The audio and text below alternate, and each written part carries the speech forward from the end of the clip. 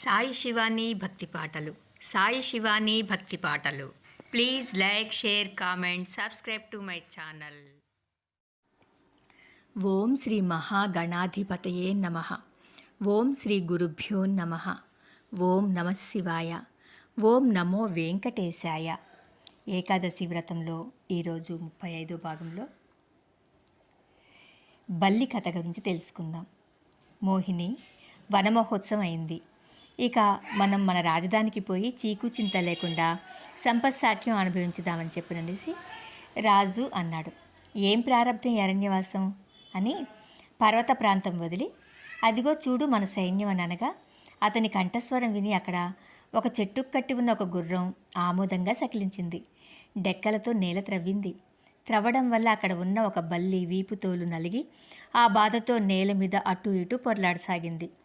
దగ్గరకు వెళ్ళిన రాజు దాన్ని చూసి కనికరంతో పక్కనున్న నీటి పడేయి నుంచి నీరు తెచ్చి దానిపై చిలకరించి నీడపట్టను ఉంచి చిగురాకులతో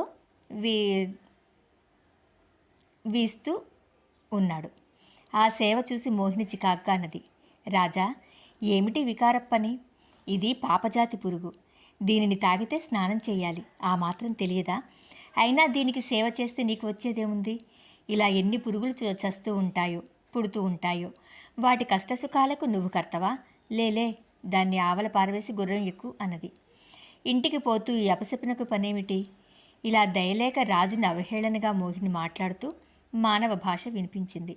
ఎవరా అని ఇద్దరూ వింతగా అటు ఇటు చూస్తూ ఉండగా, ఎవరో వింత మనుషులు మాట్లాడుతున్నారని అనుకుంటున్నారా?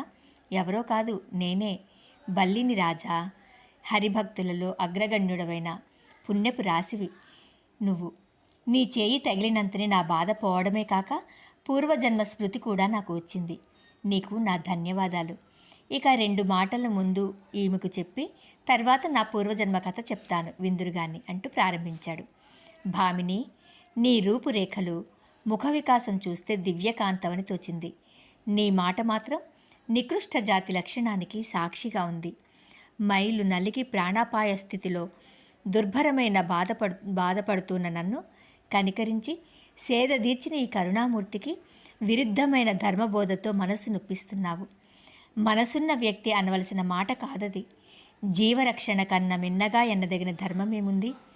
ఎన్ని యజ్ఞాలు చేసినా ఒక్క జీవరక్షకు సాటి కావని తెలిసినా పెద్దలంటారు. కష్టదశలో ఉన్న ఒక ప్రాణిని కనికరించి కాపాడినందువల్ల వచ్చే పుణ్యఫలం సర్వధర్మ కార్యాలు చేసినందువల్ల వచ్చే ఫలాన్ని మించుతుందని ధర్మజ్ఞుల మాట. కరుణను మించిన పుణ్యం, అధికారమును మించిన పాపం, హరిస్మరణను మించిన తీర్థం, సుష్టుగా ప్రజలను పాలించడం కన్నా యజ్ఞం, విరహం వంటి రోగం, వివేకం వంటి నగ, మచ్చరం వంటి దుర్గుణాలు లేవు. విన్నావా సుందరి?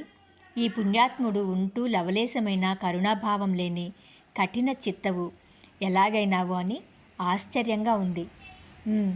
ఇక నా కథ విను అని బల్లి తన పూర్వజన్మ కథ ఇలా చెప్పింది.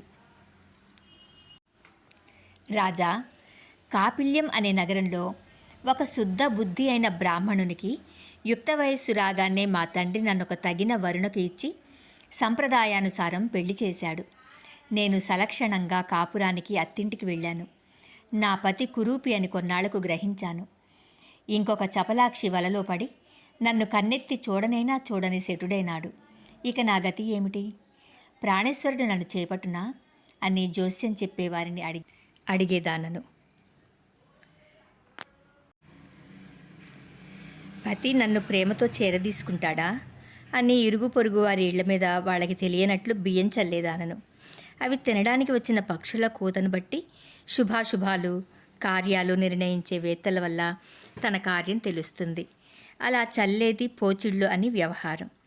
నా భర్త నన్ను చనువిచ్చి ఏలుకుంటాడా అని సోది చెప్పించుకునేదాన్ని. నాథుడు నన్ను మన్ననగా పాలిస్తాడా అని శకునాలు చూసేదాన్ని. ముంగిటికి వచ్చిన జోగులను, జంగమయ్యలను పూజించి నా బ్రతుకేమవుతుంది అని ప్రశ్నించేదాన్ని. దేనికి మంచి ఫలం కనిపించలేదు. అలా కాలం ఎలాగో గడుపుతూ ఉండగా శివాలయానికి ఒక యోగిని వచ్చిందని వారు వీరు అనుకున్నది విని ఆమె వల్ల ఏమైనా మంచి మాట వింటానేమో అని గంపెడాశతో ఒకనాడు శివాలయానికి పూజా ద్రవ్యాలు పట్టుకుని వెళ్ళాను. చూడటానికి ఆమె నిజంగా దివ్యయోగినిగానే ఉంది. ఆపాదమస్తకం దళంగా విభూతి పూత పండు వెన్నెల పూతలాగా ఉంది. పచ్చని దుప్పటి ఉత్తరీయంగా కప్పుకున్నది. వజ్రాల మొలకల్లాగున్నాయి. చెవిపుటాలపై మొలిచిన తెల్లని రోమాలు, చేతనున్న యోగదండం పద్మరాగానికి ప్రభను సంతరిస్తున్నట్టున్నది. కంఠాల వ్రేలాడుతున్న శంఖాల తావళం ఆణిముత్తెపు దండకి దీటుగా ఉంది. ప్రశాంత వదనంతో, కనికరపు చూపులతో ఆ సిద్ధురాలు అచ్చంగా చండికామూర్తియే. నన్ను అనుగ్రహించడానికే వచ్చిందని సంబరపడ్డాను. ఆ సమయంలో ఆ ఆవరణమంతా స్త్రీలకు తొడతొక్కిడిగా ఉంది. భైరవ పూజకి పలు విధాలైన ఆహార పదార్థాలు సిద్ధం చేస్తున్నారు.